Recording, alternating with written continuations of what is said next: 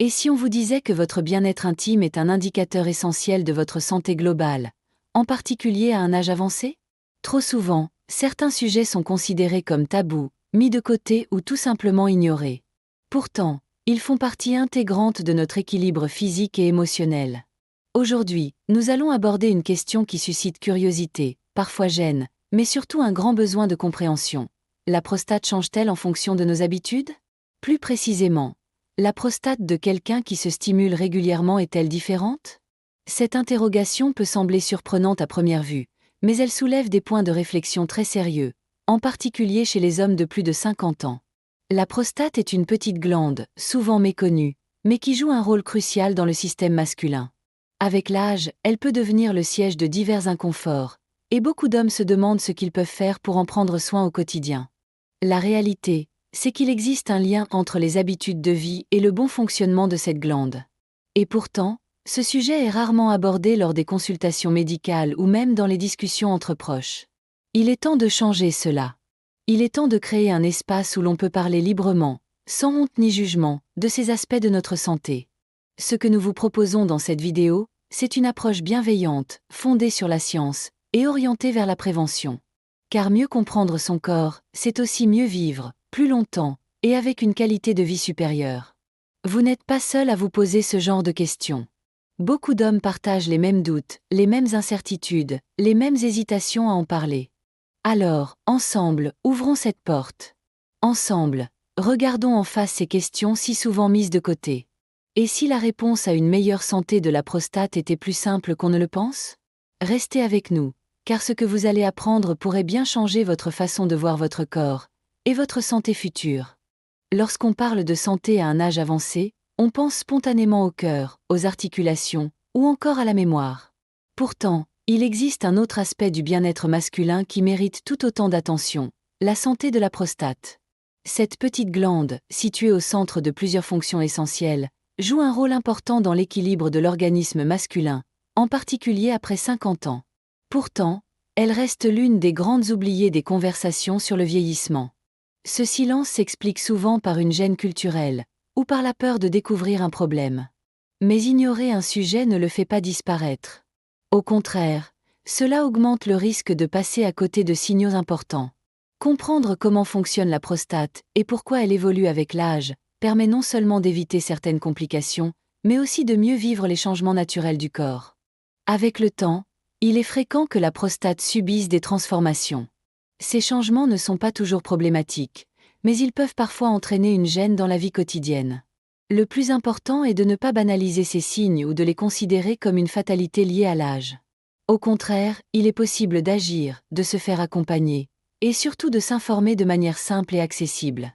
C'est pour cette raison qu'il est fondamental d'en parler, dans un cadre rassurant, respectueux et sans tabou. La santé de la prostate n'est pas une question secondaire. Elle fait partie intégrante de l'état général d'un homme. Tout comme on prend soin de son alimentation ou de sa tension artérielle, il est tout à fait naturel et nécessaire de porter attention à cette partie du corps. De plus en plus de professionnels de santé encouragent aujourd'hui une approche globale du bien-être, qui inclut aussi les aspects souvent négligés.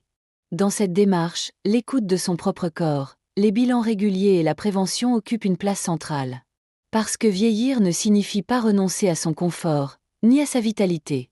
Parler de la prostate, ce n'est pas évoquer un problème, c'est prendre une responsabilité, celle de vivre mieux, plus longtemps, et avec une meilleure qualité de vie. Et cela commence par la connaissance. Il existe dans notre société de nombreuses idées reçues sur le comportement intime des personnes âgées. L'une des plus tenaces est celle qui prétend que, passé un certain âge, il ne serait plus normal ou utile de s'intéresser à certains aspects de soi. Pourtant, les faits scientifiques et humains vont dans une toute autre direction. Maintenir une relation saine avec son propre corps, quelle que soit l'étape de la vie, est un geste de respect envers soi-même. Et cela inclut aussi l'attention portée à ses besoins, ses sensations et son équilibre intérieur. Dans cette perspective, il est important de rappeler que s'accorder des moments de calme, d'exploration ou d'écoute personnelle n'est ni honteux ni superflu. Bien au contraire. Ces instants permettent souvent de rester en lien avec son corps, d'identifier plus facilement les signaux de changement, et de préserver une forme de confiance en soi. Cela n'a rien à voir avec des comportements inappropriés ou des recherches de gratification, mais tout à voir avec la santé globale, le bien-être émotionnel et la connaissance de soi. Pour beaucoup d'hommes, surtout après la retraite, les rythmes de vie changent. Le temps libre augmente, les priorités évoluent, et il peut arriver que certaines habitudes ou questionnements refassent surface. C'est un moment clé pour se réapproprier son corps autrement, de manière sereine et réfléchie. Cela permet aussi d'adopter une attitude proactive face aux transformations naturelles liées à l'âge. Ignorer ces aspects sous prétexte qu'ils seraient réservés aux jeunes, ou qu'ils ne sont plus de notre âge, revient à se couper d'une partie de son identité. Or, il n'y a pas d'âge pour être curieux de soi, pour chercher à comprendre comment on fonctionne, et pour prendre soin de son équilibre physique et mental. La société avance, et il est essentiel que notre regard sur l'âge évolue aussi. Ce type de réflexion peut même jouer un rôle préventif. En étant à l'écoute de soi, on détecte plutôt les petits changements, on est moins passif face à l'inconfort, et on consulte plus rapidement quand quelque chose semble inhabituel. C'est un geste de bienveillance, simple mais puissant, que chacun peut s'accorder sans justification, sans pression, et surtout sans culpabilité.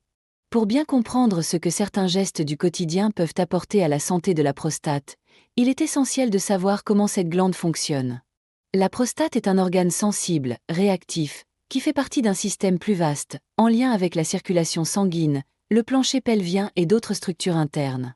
Elle ne reste pas immobile ou figée au fil du temps. Au contraire, elle peut être influencée par plusieurs facteurs, y compris l'activité physique, l'alimentation, le stress, et même certaines routines personnelles. Lorsqu'elle est régulièrement sollicitée de manière douce et naturelle, la prostate bénéficie d'une meilleure oxygénation locale. Cela signifie que le sang circule mieux dans la zone pelvienne, ce qui permet au tissu d'être nourri, nettoyé et mieux régulé. Cette circulation favorise aussi une forme d'équilibre interne qui peut réduire certaines sensations de gêne ou de lourdeur que beaucoup d'hommes ressentent sans trop savoir pourquoi. En d'autres termes, la stimulation indirecte de cette région lorsqu'elle est intégrée à une routine de bien-être peut avoir des effets positifs sur le confort général et sur la prévention de certains déséquilibres. Il ne s'agit pas d'un traitement médical, ni d'un remède universel, mais bien d'une façon naturelle de maintenir un bon fonctionnement corporel. Un peu comme on fait de l'exercice pour entretenir ses muscles ou ses articulations, certaines habitudes favorisent le bon état de la prostate. Ce qui est intéressant, c'est que ces effets sont souvent discrets, progressifs, mais réels. Plusieurs études récentes se sont penchées sur le lien entre l'activation douce de la zone pelvienne et la diminution de certaines tensions internes. Ces recherches suggèrent qu'un certain rythme de stimulation, régulier mais modéré, pourrait aider à réduire la stagnation des fluides, à éviter certaines inflammations, et à améliorer la sensation de légèreté dans le bas-ventre. Bien sûr, chaque corps est différent, et il ne s'agit pas ici de donner des règles strictes, mais plutôt de proposer une réflexion. Et si une attention régulière portée à cette partie du corps pouvait avoir des effets positifs, discrets mais importants? Il n'est jamais trop tard pour adopter de nouvelles habitudes, surtout si elles peuvent contribuer à un meilleur confort au quotidien. Aujourd'hui, de nombreuses recherches mettent en lumière un aspect encore peu connu du bien-être masculin. La fréquence de certaines fonctions naturelles pourrait avoir un impact direct sur la santé de la prostate. Plus précisément, il a été observé que des habitudes régulières liées au bon fonctionnement de cette glande pourraient contribuer à réduire certains risques liés à son vieillissement. Par exemple, plusieurs études ont exploré le lien entre le rythme d'évacuation des fluides internes et l'état général de la prostate. Les résultats montrent que lorsque cette évacuation se fait de façon régulière, cela pourrait limiter l'accumulation de certaines substances et favoriser un meilleur équilibre dans la zone concernée. En d'autres termes, le corps fonctionne de manière plus fluide, plus harmonieuse, et cela peut contribuer à prévenir certaines gênes courantes chez les hommes à partir d'un certain âge. Ce mécanisme est comparable à d'autres fonctions biologiques que nous connaissons bien. Tout organe, pour rester en bonne santé, a besoin d'être utilisé dans une certaine mesure. L'inactivité prolongée ou l'accumulation de tensions peuvent perturber son bon fonctionnement. Dans le cas de la prostate, cela peut se traduire par une sensation de pesanteur, une pression interne ou d'autres manifestations parfois confondues avec des signes normaux du vieillissement, alors qu'ils pourraient être évités ou atténués par une routine de vie adaptée. Il ne s'agit pas ici de proposer une solution miracle, mais d'inviter à prendre conscience de l'importance d'un certain équilibre. Chaque homme est différent, et chacun doit trouver son propre rythme, en fonction de ses besoins, de son confort et de son mode de vie. Ce qui compte, c'est de ne pas ignorer les signaux de son corps, et de ne pas considérer certains changements comme inévitables. La prévention passe aussi par des gestes simples, discrets, mais réguliers. Elle passe par l'écoute de soi, la connaissance de son fonctionnement intérieur, et le courage de poser les bonnes questions quand quelque chose semble inhabituel. En intégrant ces réflexes dans sa vie quotidienne, on peut non seulement améliorer son confort personnel, mais aussi agir de manière proactive sur sa santé future. La science avance, et avec elle, notre capacité à mieux comprendre ce qui nous fait du bien. Le titre de cette vidéo pose une question volontairement ouverte. La prostate de quelqu'un qui se stimule régulièrement est-elle différente? Et cette question mérite d'être examinée avec nuance.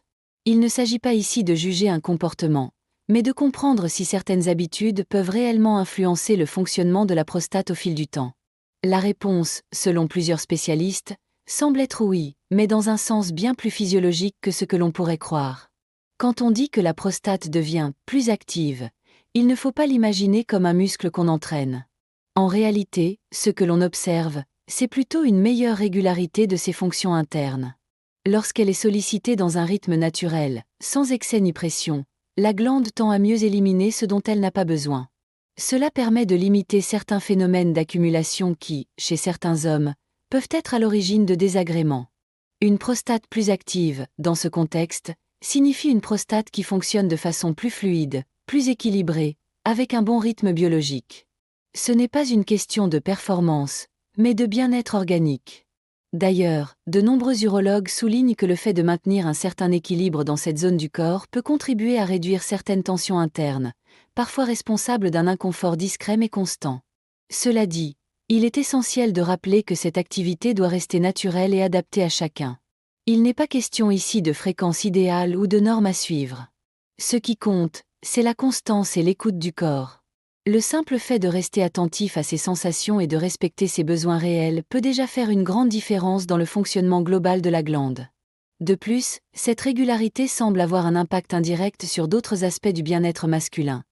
Elle peut favoriser une meilleure perception de soi, une relation plus détendue avec son corps, et parfois même une amélioration du sommeil ou de l'humeur. Tout est lié. Et c'est bien cela le message central.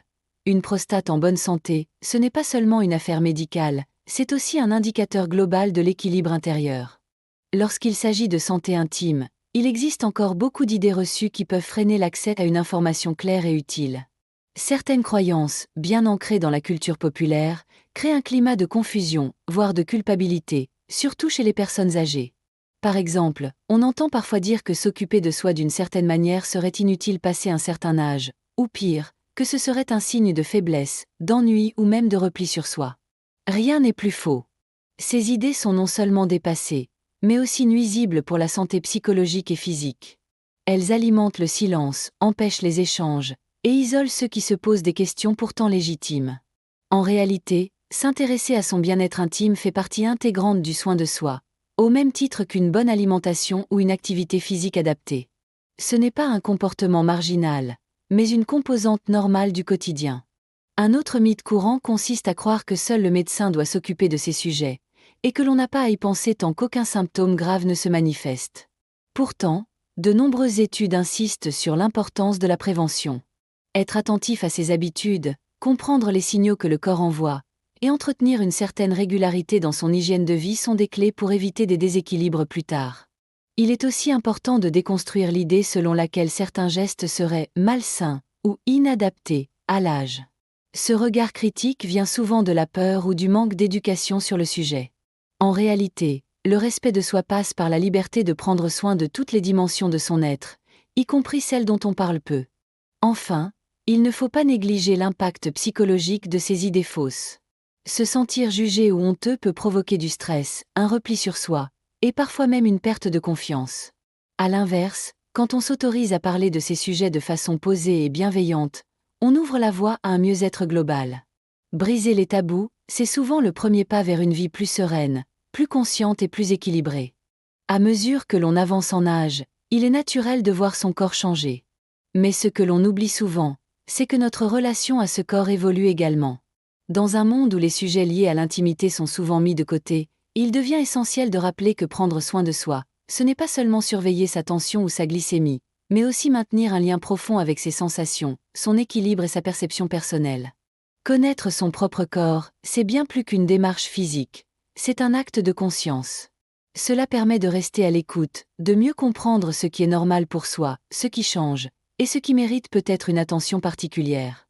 Cette connaissance apporte aussi un sentiment de continuité, surtout à des périodes de la vie où d'autres repères peuvent s'estomper. Départ à la retraite, solitude, transformation du quotidien.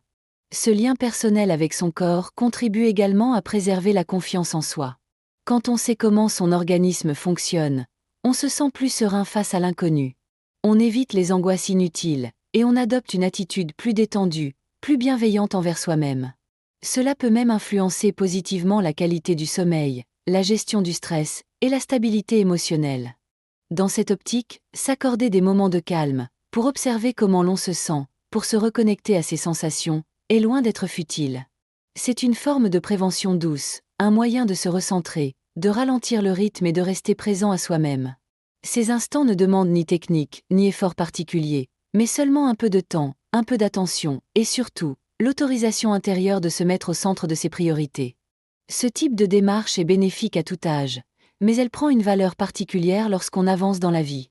C'est une façon de dire « Je suis encore là, et je mérite de me sentir bien dans mon corps, avec mes repères et à mon rythme ». En cultivant cette présence à soi, on favorise une meilleure santé globale, non pas dans un objectif de performance, mais dans une logique de respect et d'harmonie. Et cela, personne ne peut vous l'enlever. Dans notre culture, il existe encore une certaine gêne à parler ouvertement des signaux que le corps peut envoyer, surtout lorsqu'ils concernent des zones considérées comme plus intimes. Pourtant, adopter une attitude d'écoute bienveillante envers soi-même permet souvent d'éviter bien des désagréments. Il est important de rappeler que le corps humain, à tout âge, communique de manière subtile mais constante. Il suffit parfois de ralentir un peu pour entendre ce qu'il essaie de dire. Certaines sensations inhabituelles, même légères, méritent notre attention. Il peut s'agir de changements dans le confort quotidien, de tensions nouvelles, ou de signaux physiques discrets mais persistants. Ce genre de ressenti n'est pas à ignorer, même s'il ne semble pas grave sur le moment.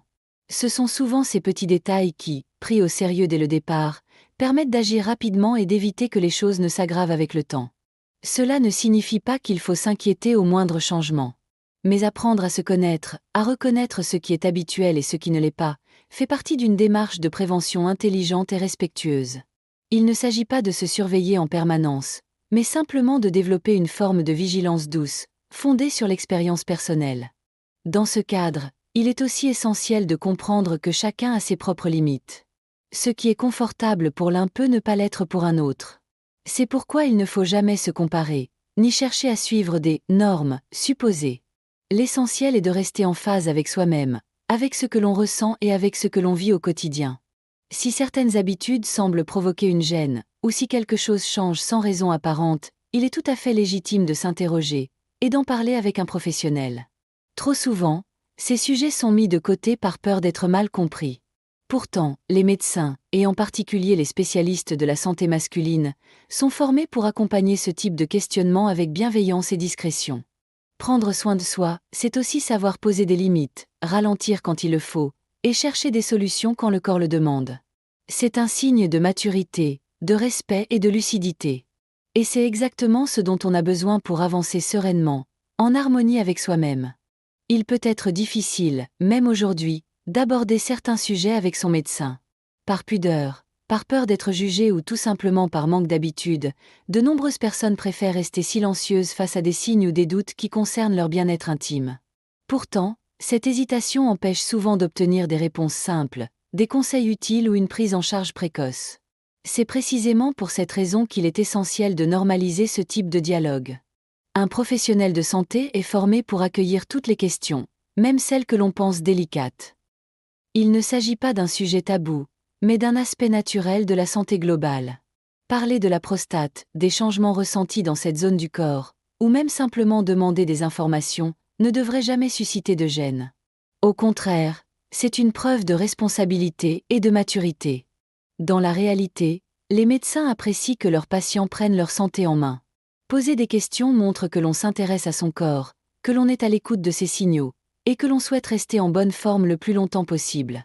C'est un dialogue qui s'inscrit dans une démarche de prévention, bien loin des clichés ou des jugements que l'on pourrait redouter. Si l'on ne sait pas comment aborder le sujet, il est tout à fait possible de commencer par des mots simples. Je ressens quelque chose de nouveau, ou j'ai lu que certains signes peuvent être liés à la prostate, pouvez-vous m'éclairer ? Une fois le premier pas franchi, la plupart des patients se rendent compte que le médecin est à l'écoute, sans embarras, et prêt à expliquer clairement ce qui peut ou non être significatif. Ce type d'échange peut aussi permettre d'éviter des examens inutiles, ou au contraire d'identifier rapidement un petit déséquilibre à corriger. Il en résulte une plus grande tranquillité d'esprit, une confiance renforcée, et souvent, un sentiment de soulagement. Se sentir pris au sérieux, c'est fondamental. En fin de compte, parler à son médecin, c'est se donner la possibilité de mieux comprendre son corps, de dissiper ses doutes, et d'agir en toute connaissance de cause. Et ce geste, aussi simple soit-il, peut faire toute la différence dans le maintien d'un bon équilibre au fil des années. Dans la vie de chacun, les relations humaines jouent un rôle central. À tout âge, le besoin de connexion, d'échange et de tendresse reste présent, même si ces formes peuvent évoluer avec le temps. Il est donc important de rappeler qu'entretenir une vie affective riche et équilibrée ne dépend pas uniquement de la présence d'un partenaire, mais aussi de la manière dont on se relie à soi-même, à son corps, à ses émotions et à ses besoins. Certaines personnes vivent seules, par choix ou par circonstance, et cela ne signifie en aucun cas qu'elles doivent renoncer à leur bien-être personnel. D'autres sont en couple, mais peuvent traverser des périodes de changement dans leur dynamique relationnelle. Dans tous les cas, il est fondamental de comprendre que la qualité de la relation à l'autre ne remplace pas celle que l'on entretient avec soi-même, et vice-versa. Ce sont deux dimensions complémentaires, qui méritent chacune une attention bienveillante. Prendre soin de son équilibre intérieur permet souvent de mieux vivre la relation à l'autre. Cela passe par l'écoute de ses émotions, la gestion du stress, le respect de ses besoins et la reconnaissance de ses limites. Une personne qui se sent en harmonie avec elle-même est souvent plus sereine, plus ouverte et plus disponible dans ses échanges. Cette stabilité personnelle renforce la qualité des liens affectifs et favorise des relations plus authentiques. Il ne s'agit pas d'opposer vie en solo et vie de couple, mais plutôt de rappeler que chaque chemin est valable, tant qu'il est vécu avec respect et lucidité. Le bien-être affectif n'a pas d'âge, et il n'existe pas de modèle unique pour le cultiver.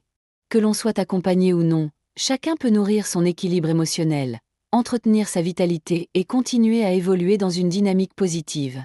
Dans ce parcours, il est essentiel de ne pas se laisser enfermer dans des idées reçues.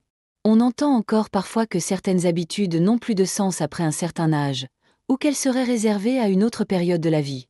Or, ce type de discours ne reflète pas la réalité. L'envie de se sentir bien, d'être en lien, de préserver sa qualité de vie ne disparaît pas avec les années. Elle change peut-être de forme, mais reste tout aussi légitime. Il n'est jamais trop tard pour apprendre à mieux se connaître. Même après 60 ou 70 ans, notre corps continue de nous parler, de changer, d'évoluer.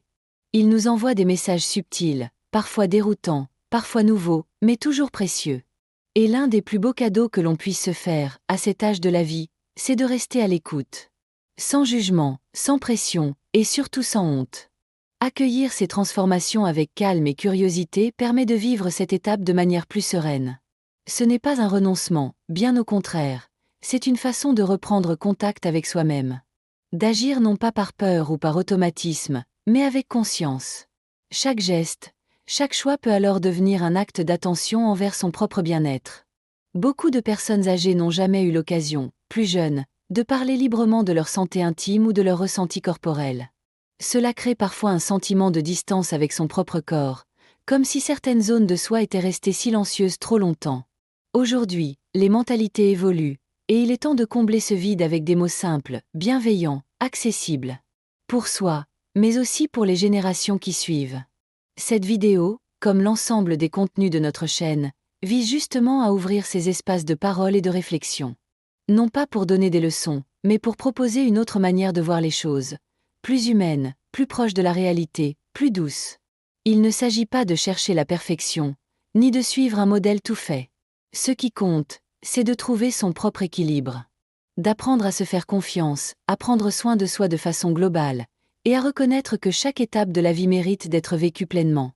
Vous êtes la personne la mieux placée pour comprendre ce que vous ressentez. Vous avez l'expérience, la sagesse, et peut-être même un nouveau regard sur ce qui est essentiel.